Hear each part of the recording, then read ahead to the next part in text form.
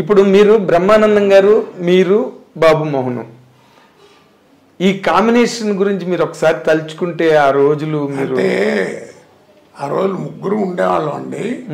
కాకపోతే బ్రహ్మానందంతో నాకు కొంచెం కాంబినేషన్ తక్కువ ఉండేవి.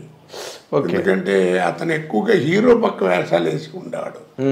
మీరు అబ్జర్వ్ చేశారు, హీరో పక్కన సపోర్టింగ్ కమెడియన్ లాగా హీరో పక్కన ఉండేవాడు. మీదేమో సెపరేట్ క్యారెక్టర్ ఉండేది. తర్వాత బాబుమోహన్ అటాచ్ అయ్యాడు, ఇద్దరం కలిసిపోయాం. బాగా ఈ కాంబినేషన్ ఎక్కువైపోయింది. అవునండి. ముగ్గురం కలిసి ఉన్నా ఏదైనా ఒక సినిమాలో 2 సీన్లు అట్లా ఉంటుంది తప్ప బ్రహ్మానందంతో కలిసి నటించడానికి ఎక్కువ అవకాశాలు దొరకలేదు. ఉండేవి కాదు. మిమ్మల్ని మీరు ఎంత రేట్ చేసుకుంటారండి? ఒక ఎస్వి రంగారావు, ఒక నాగభూషణం గారు, ఆ సిరీస్లో కనుక మిమ్మల్ని తీసుకుంటే, ఒక సత్యనారాయణ గారు, మిమ్మల్ని మీరు ఎంత రేట్ చేసుకుంటారు? దానికి సమాధానం ఒకటి చెప్పనండి. చెప్పండి.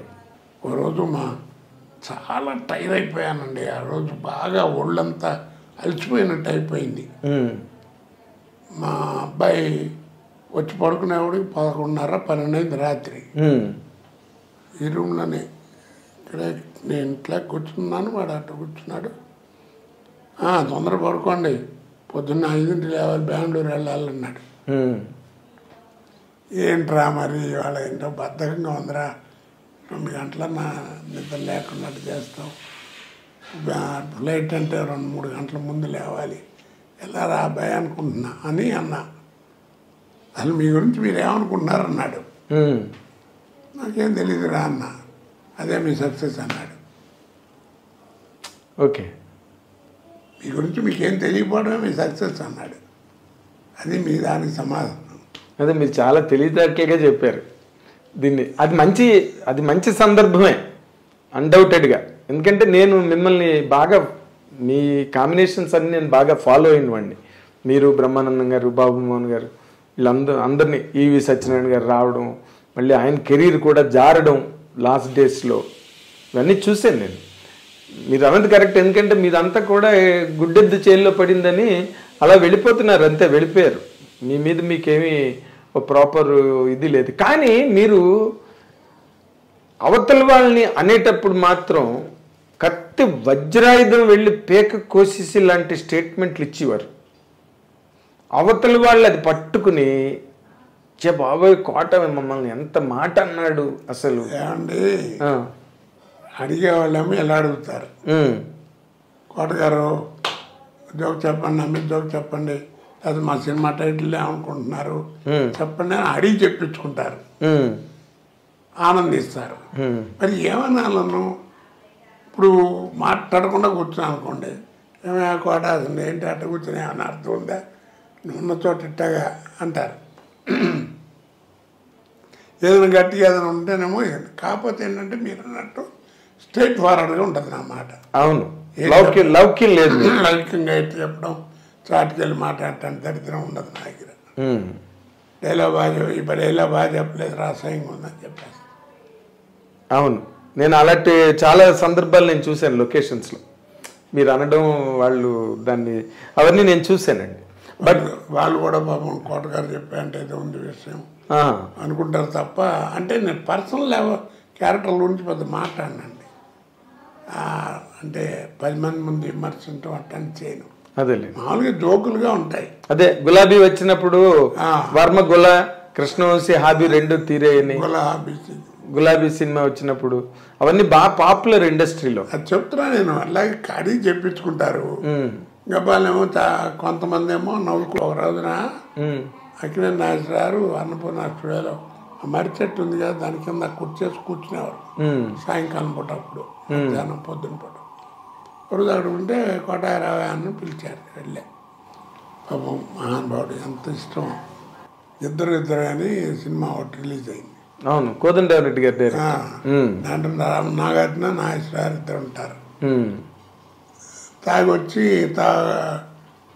మాట్లాడితే నాగేశ్వరరావు తాగుడు నీకేం తెలుసు తాగుడు గురించి అని క్లాస్ పెడతాడు. అలా ఇంట్లో తల్లిదండ్రులు ఒరిజినల్ మాట్లాడుకున్నట్టు ఉంటాయి. ఆ సినిమా గురించి ఏంటి అనే ఉద్దేశం అన్నాడు. దాంట్లో నేను వెళ్ళను.